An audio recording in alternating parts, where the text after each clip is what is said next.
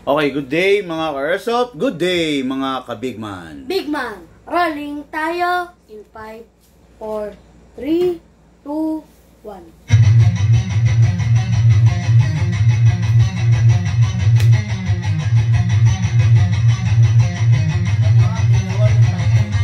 Magsalapi sa daan, huwag kang babangga.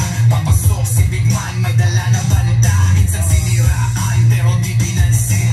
Toxic vibes, bro, di yan sa amin. Nagka-problema, bumangon pa rin. Laban lang kahit ilang saglit. Dito sa Bigman, solid ang galawan. Tunay na negosyo, hindi lang iabangan. Customer namin laging satisfied. Airsoft gear, legit certified. Service ay tunay, hindi pa na-dose. Kahit saan ka magpunta, kami ang host. Bigman, walang katulad. Gamit ay legit, laging panalo pagsukat. Sniper o pistol, lahat ay fire. Kami ang top airsoft provider. Bigman, walang katulad. Gamit ay legit, laging pagkamanding siya. Laging may bago, laging legit. Bigman rules, wag kang bitter kid. Bigman, walang katulad. Gamit ay legit, laging panalo pagsukat. Sniper o pistol, lahat ay fire. Kami ang top airsoft provider. Kalat ang inggit, pero hindi sila makalapit. Try to copy, pero fail ang gamit. Boom, boom, pow, pag nagpaputok, parang Big Viper. Di ka mamipat na dog, kasi sila makalapit. Try to copy, pero fail ang gamit. Boom, boom, pow, pag nagpaputok, parang Big Viper. Di kami patok-tok. Customer happy, service tight. Walang scammer, we do it right. Lift your game up, don't be a joke. Bigman blazing, lahat ay woke. Bigman, walang katulad. Laging on point, parang somebody lang lakad. Rocks fire, deals tighter. Bigman airsoft sniper. Sa presyong tapas ang gamit na solid. Panalo ka palagi, di ka magiging biktima, kid. Bigman ang pangalan, tandaan mo palagi. Sa airsoft game kami ang hari.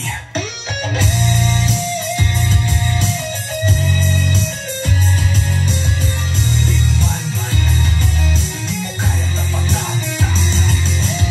Wala mo kaya-kaya, panalo palagi. Kaya sa Bigman, siguradong real ka, bossing.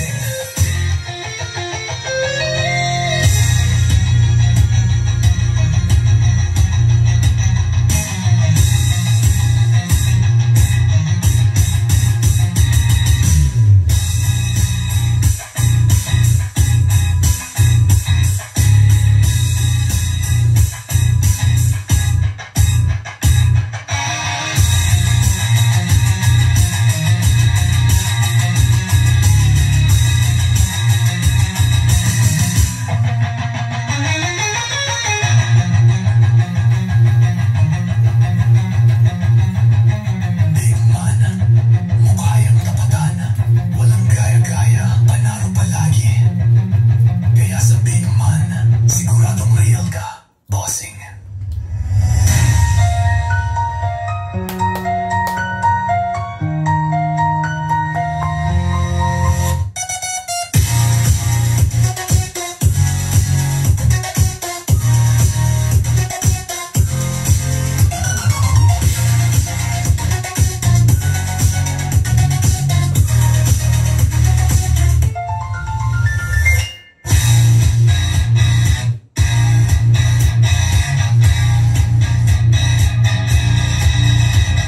Okay, good day. Hello sa inyong lahat. Good morning sa inyong lahat mga ka-airsoft. Ngayon mga ka-airsoft, no? Bago natin simulan tong live na to, sasabihin ko lang po sa inyo, i-announce ko lang, biyaheng norte po tayo ngayon. Okay? Sa norte, pupunta po kami sa Pilar, Bataan and Dinalupihan, Bataan. Okay? Yung mga nasa nearby area, yung mga dadaanan naman namin, Pampanga, anywhere in Pampanga, anywhere in Bulacan, pwede po kayong magpa-booking. Pwede kayong magpa-booking, pupuntahan po namin kayo. Okay? Ang dala kong unit, pagpunta ko sa inyo, 50 na different types and models of pistol. Okay? Tapos meron mangilan-ngilan, syempre may dala tayong mangilan-ngilan na piraso ng rifle. Okay? Kaya mga airsoft, syempre, ano pa bang gagawin ninyo, no? Kung type ninyo mag-airsoft, kung type ninyo maglaro, lahat ng paraan meron po tayo. Meron po tayong shipping, meron po tayong walk-in, at meron po tayong cash on delivery, COD. Kaya, kumbaga, hindi hadlang, no? Hindi hadlang yung lokasyon mo, hindi hadlang yung layo mo para hindi ka maglaro ng airsoft.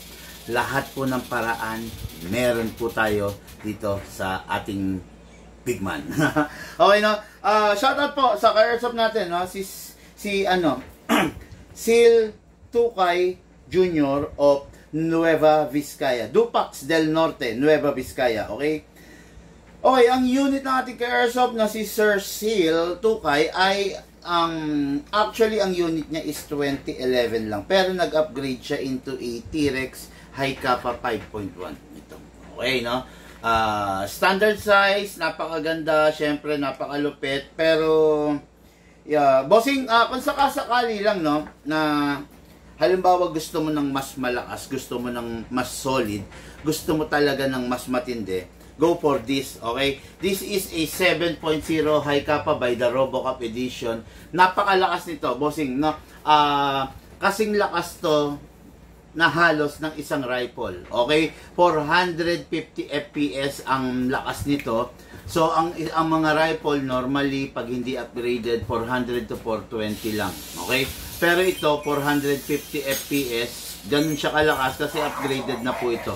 Number 1, naka-fix outer barrel. Ayan, makikita nyo. Ayan. Ayan.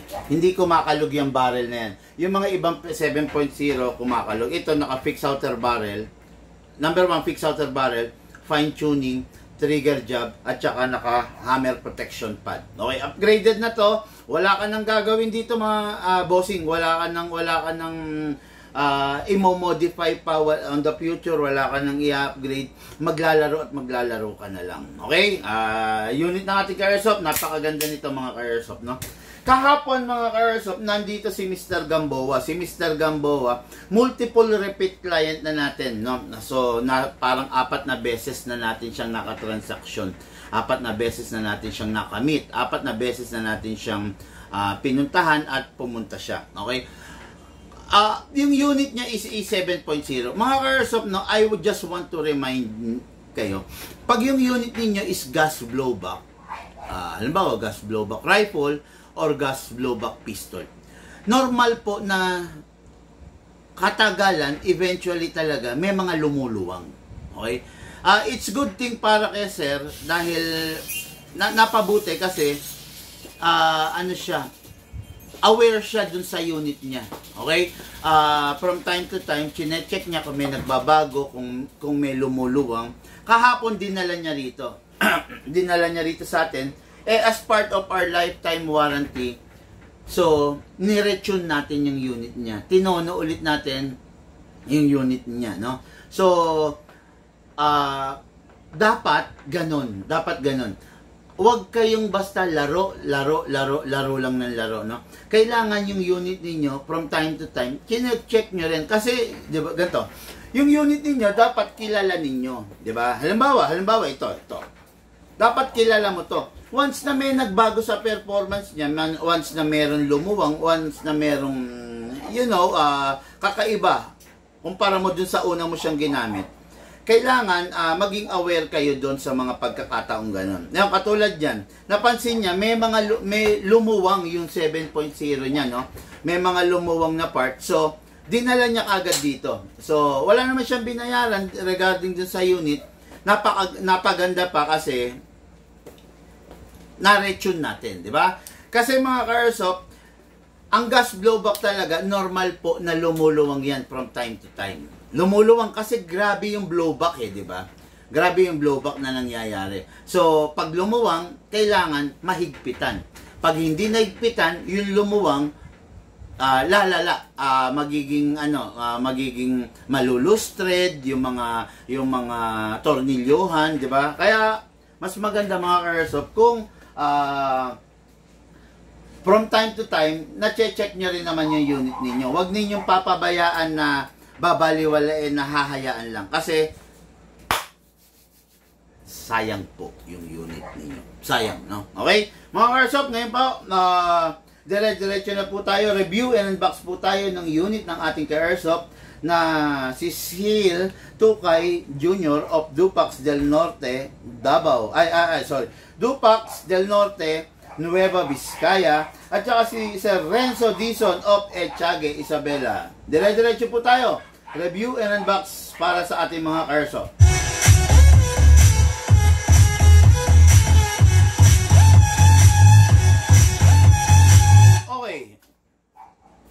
Ano to, kung tawagin tong unit na to, Lucas, Hammer versus the Striker. Okay na? Hammer versus the Striker, i-discuss ko sa inyo, kita sa camera ha. Hammer versus the Striker. The 2011 or the 1911, equip palagi yan with a hammer. Ito, mapapansin nyo to. Okay? Then, ang mga 9mm like Glock, like the modern Sig Sauer, ano pa ba? Basta, the other models, mostly Striker. Wala siyang hammer. Kung mapapansin nyo, ayan, no? Walang hammer na pumapalo rito. Nasa loob yun. Nasa loob yung ano na yun, yung device na yun, no? So, Striker to kung tawagin. Striker and the hammer. Okay, no? Battle of the boat, ano yan? Most popular pistol in our era. Look pa nga ako today. In our generation today. Okay? This is the Glock 18. Guwapo, matte black, matikas ang itsura. Kung sisipatin mo, pala, no? Dapat yung inilalike ko nandito sa dala. Yan. Lagay natin dito para nakikita nyo, no? Yan. Yan, para maganda. Para presentable. Okay. Yan. This is the Glock 18. Tulad nga nasabi ko sa inyo, ano ba yung itsura niya? Matte black. Compact. Elegante in dating. Diba? Tignan natin yung mga manonotice natin sa kanya. With a switch lever here for single fire and rapid fire. Sa ibabaw, kung makikita ninyo, merong slotted, no? Sa ano yan, sa tunay na baril kasi, exhaust. Exhaust yan nung mismong yung init para may lalabasan, di ba?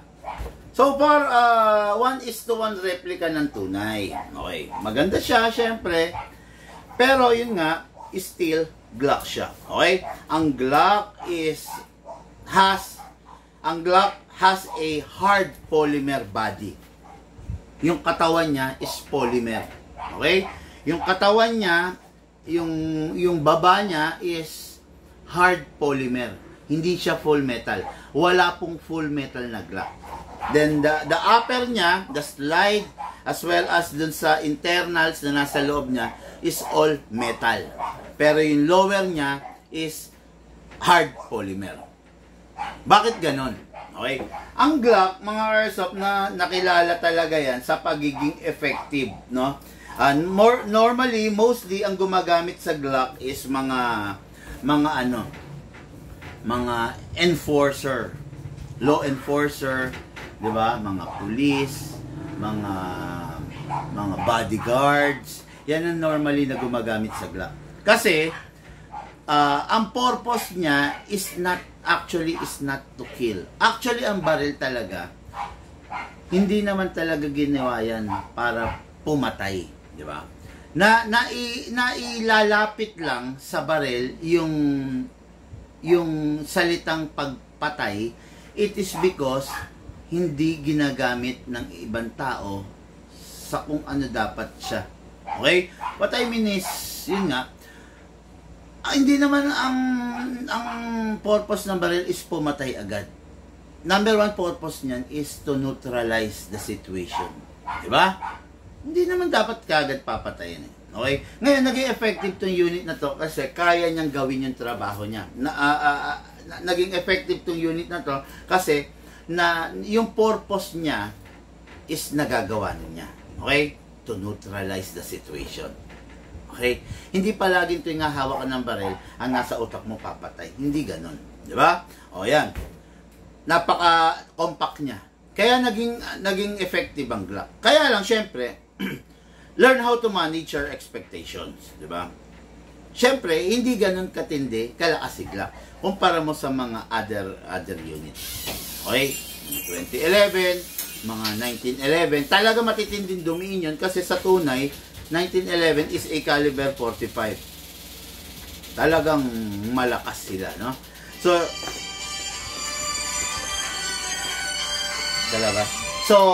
in short, if you are looking for a unit na eksaktong lakas lang, pero pwede na, go for the Glock.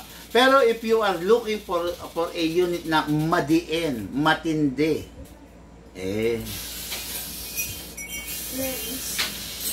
ha? Ano flaring? Sabi mo nagla-live ako. Ano na lang, mag-message na lang. Yun, no? Tulad nga sinasabi ko, kailangan maging ano tayo, learn how to manage our expectations. Okay? So, ito na yung unit natin kay Airsoft, Renzo Dizon of Echaga Isabela. Review and unbox na po natin. Close mo, then pasok mo. Review and unbox na po natin. Dire-diretso po tayo para i-guide ang ating kay Airsoft. Okay? Hello!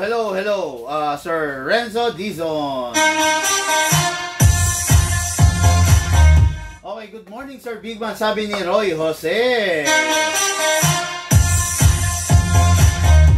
Mga Airsoft, sabi ko lagi, lagi kong sinasabi sa inyo, wag papabayaan sa silicone oil yung unit natin. From time to time, kailangan chinecheck natin kung gusto natin makaiwas tayo do sa wear and tear. Kung gusto mo na yung Airsoft mo tumagal, lagi mong maging kasama mo sa pagtanda, follow all the instruction na sinasabi ko para po yung unit tumagal. Okay? Before we proceed, before we continue, remind ko lang po ulit kayo, biyaheng norte po tayo mamaya, going Bataan, Pilar Bataan, and Dinalupihan Bataan. Magkita-kita po tayo dyan, mga taga norte. Ngayon yung taga Pampanga, taga Bulacan, taga Tarlac, Nueva Ecija, ano pa ba norte natin? Tarlac, Bataan, Nueva Ecija, Pampanga, and Bulacan. All the nearby areas, pwede pa kayo tumawag. Magpasabay kayo, pupuntahan ko po kayo. 50 units yung dala kong pistol, pumili ka on the spot. Okay? Bago tayo magpatuloy, pakinggan nyo muna to, mga Airsoft ko. Walang katulad, gamit ay legit, laging panalo pag sukat. Sniper o pistol, lahat ay fire. Kami ang top Airsoft provider. Big man, walang katulad, gamit ay legit, laging bagaman binigin siya. Laging may bago, laging legit. Big man rules, wag kang bitter kid. Big man, walang katulad, gamit ay legit, laging panalo pag sukat. Sniper o pistol, lahat ay fire. Kami ang top Airsoft provider. Okay, no, so dire-diretso na po tayo. Number 1 po, press the valve, then lagyan po natin palagi ng silicone oil. So, press, then oil. Ayan. Kailangan ipe-press mo yung valve, labas mo na lang ang compressor, ha? Kailangan ipe-press mo yung valve, mga Airsoft, para yung oil papasok dun sa kaloob-looban. Tandaan mo, pag hindi mo pinindot yung valve, yung oil nandito lang sa labas, tumutulo lang. Sayang, di ba? Tapos dito, lagyan natin spray sa inlet valve. Okay? Wala ba nang papa-shoutout? Baka mga gusto magpa-shoutout dyan, pa-shoutout na, libre lang naman, sa shoutout ko kayo, no? Okay, kunin po natin yung unit, sprayan po natin sa ibabaw para po huwag maubusan ng, hindi mapudpod ng gusto yung outer barrel. Spray. Okay? After that, ilock manually, sprayan po natin yung nozzle. Then release, then rest. Okay. Yan. Ngayon, itong unit na to, mga Airsoft, is capable only of one types of gas, which is the 12 kg. Again, 12 kg lang po, hindi po siya pwedeng gamitan ng 14 kg at hindi rin po pwedeng gamitan ng CO2. Ito yung itsura ng CO2. Masyadong malakas to para dito sa unit na to. Pwede siyang mawarak pwede siyang mabasag, pwede siyang mag-crack. Okay? Sobrang lakas kasi niyan. Gagamitin mo lang rito is number 12. 12 kg, the green gas. Okay? Upside down then, press down. 1, 2. 2 seconds lang nilalagay natin kasi itong unit na to is upgraded na. Okay? Naka fine tuning, naka trigger job. Ang upgrade na karga nitong unit na to, dalawa. Fine tuning, trigger job, kasi itong unit na to is egg lock. Matipid na to talaga sa gas. Mas pinatipid pa natin. Okay? Kaya lang, syempre, don't expect na super tipid kasi rapid fire to eh. 'Di ba? Meron siyang single fire, may rapid fire. Okay? Kaya dapat kumbaga, wag naman natin siyang hanapan ng sobrang tipid. Siguro mag-perform siya ng ilang rounds, let's say 40 rounds or 50 rounds, pwede na 'yon, 'di ba? Considering nilalagay nating gas is 2 seconds only. Okay, this is the BBs. Atakin natin 'to pababa, then place your right thumb here para kung mabitawan mo siya, masasalo mo nito. Okay, then dito po ilalagay yung bala. Pump lang po tayo. Okay, pinamp po natin, di ba? Kalugin po natin sideways para umalign. Okay, yan na. Hindi ko na ganun pupunuin mga ka-airsoft, no? Napakadami na rin yan. 2, 4, 6, 8. Sabi mo, sandali lang. 2, 4, 6, 8, 10, 12, 14, 16, 18, 20, 22, 24. 24 rounds, no? So, okay, pasok natin sa unit. Kasa. Ready to fire, okay? Glock 18 to, equipped with single fire and rapid fire. Kailangan always mag-i-start tayo sa single fire. Firing po tayo mga ka-airsoft. Firing! Try natin yung rapid fire. Ibababa lang po natin to. Okay, firing!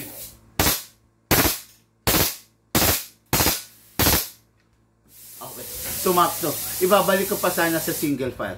Okay mga ka-airsoft, naubos na. Nag-open slide kasi wala ng bala.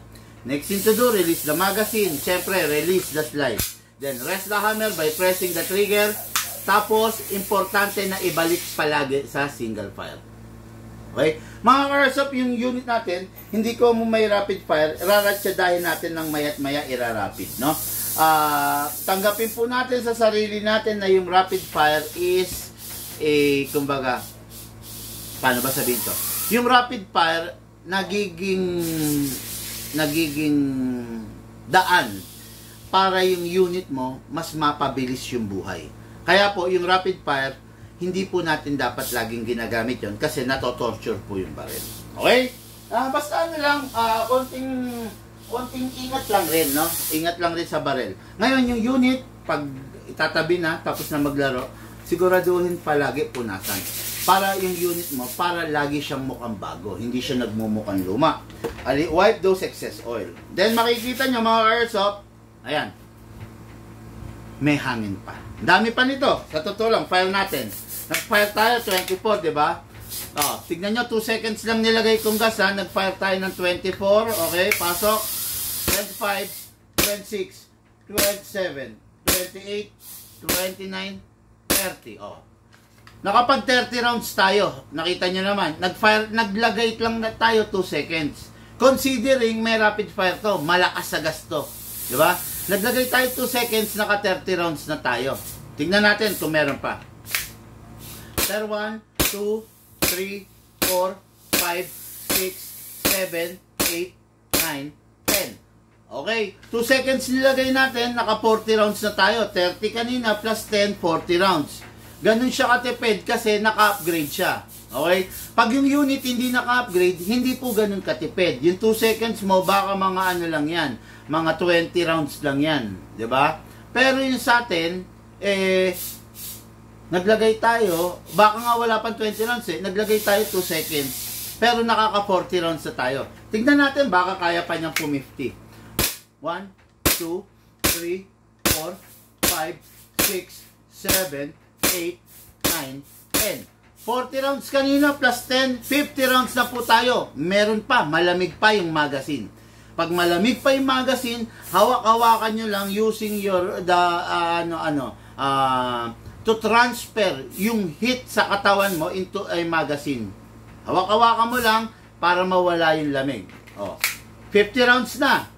1, 2, 3, 4, 5, 6, 7, 8, 9, 10.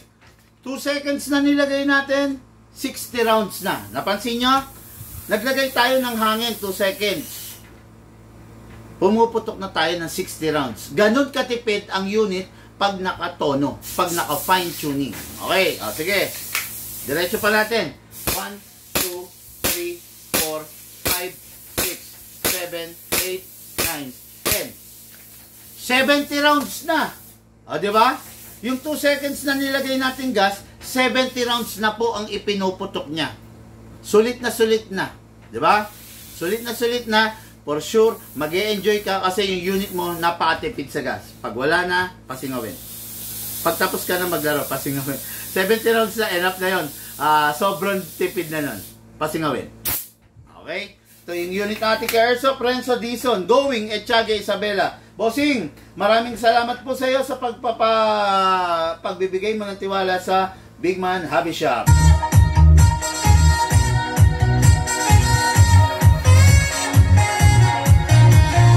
Okay, next unit natin is unit natin kay Airsoft, Seal, Tukay, Junior. Bossing, kung gusto mo magpalit ng unit from 5.1 into a 7.0 na sobrang lakas na kasinlaas ng isang rifle, just message us ASAP, okay? So this is your unit, the 5.1 T-Rex High Kappa. What is good and special about this unit?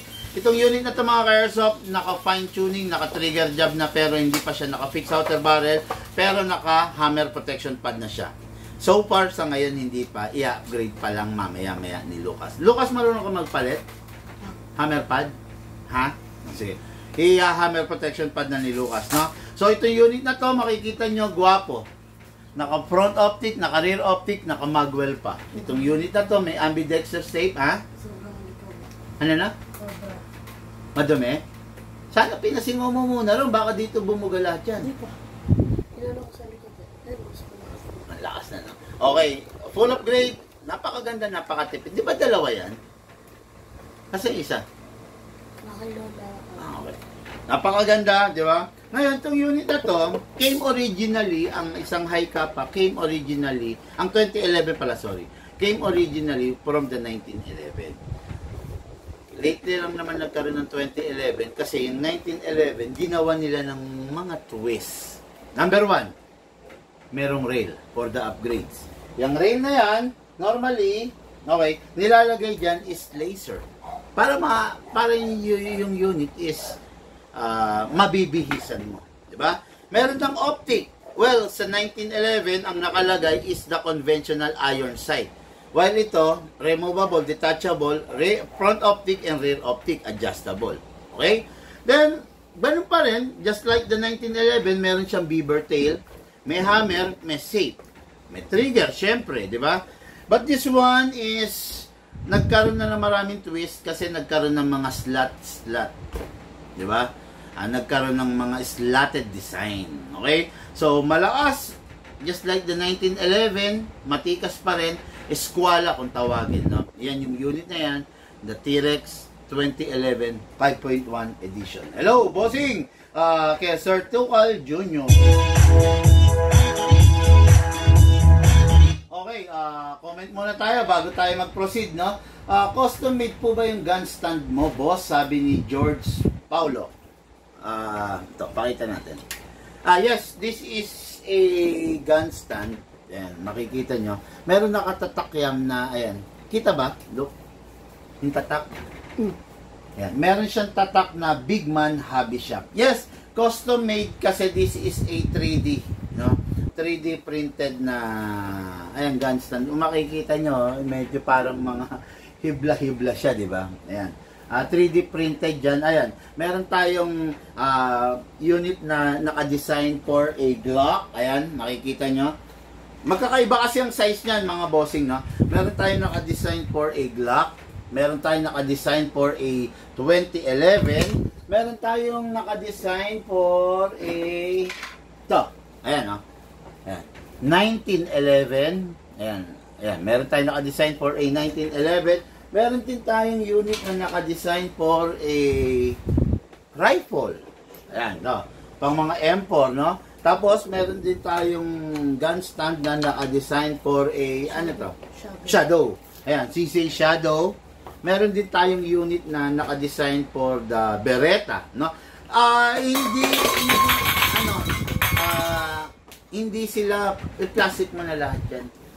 Hindi sila pare-parehas. Kasi magkakaiba rin yung mga taba. Katulad nito, si Shadow, hindi siya pwede, no? Si Shadow, hindi mo pwede ipasok kay Glock kasi mataba yung butas ni Glock. Ayan. So, yeah, custom made naman po talaga. 3D printed. Just to answer your inquiry, your question, bossing, no? Okay, magkano po yung Glock na may rapid fire po? Yung Glock po na may rapid fire ay mag-message po kayo, bossing, no? Mag-message po kayo sa page natin para po maibigay yung detalye. Nauuhaw ako. Okay, mag-message po kayo para maibigay po yung kompletong detalye, Mr. Alan Paraiso. Okay, mga Airsoft, dire-diretso na tayo. Kunin natin yung magazine. Parang yung ginawa ko kanina sa Glock, nilagyan ko siya ng hangin. Press the valve, ng silicone oil. Press the valve, then spray. Dapat malaki, hindi kasya dyan, ang dami niyan. Wala kang blue? Oh, yun ang gamitin mo. Tapos, lagyan rin po rito sa ilalim. Okay. Ngayon po, edi ano na po natin, di ba? Na oilan na natin.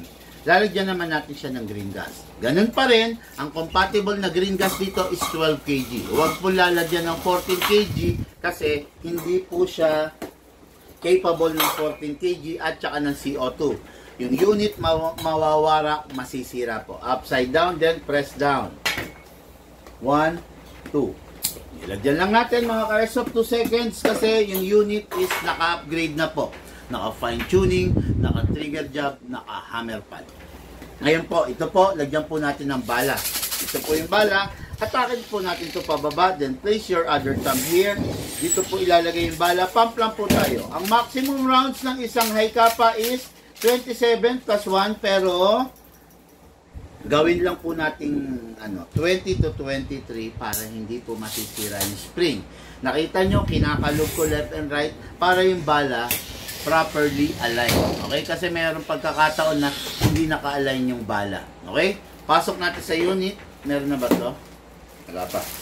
Sa unit, pag silicone oil tayo, kasa, ilock natin manually, then sprayan po natin dito. Okay? Then, release, then rest. Pasok, kasa. Ready to fire. Mga ka-airsoft, always, no? Huwag muna ipapasok yung daliri kung hindi pa naman magpa-fire. Kailangan nakalabas. Ngayon, meron safe, ambi, ayan, no? Pag naka-safe, hindi mo mapindot yung trigger. Pag naka-unsafe, ready to fire. Meron po siyang beaver tail. Kailangan, you need to press this para mag-fire. Pag hindi mo siya na-press, hindi po siya magpa-fire. Okay? Firing po tayo mga ka-airsoft, the 2011 high kappa.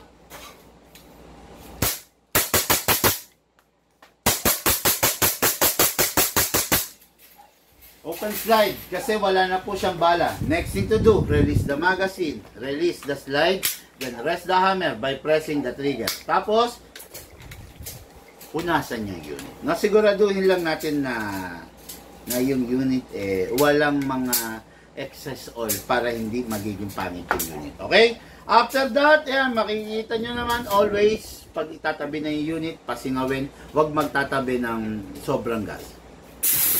Okay. Unit ng ating ka-airsoft, Seal Tukay Jr. going Dupax del Norte, Nueva Vizcaya. Okay, ito na. Natapos na po natin ang isang review and unboxing. Mga airsoft, follow nyo po yung... Oh, ano ba yan? Ayos mo nga dyan. Follow nyo po yung ating page, i-like and share nyo po para po dumami tayo sa ating community.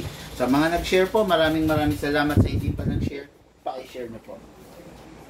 Ha? Na lang?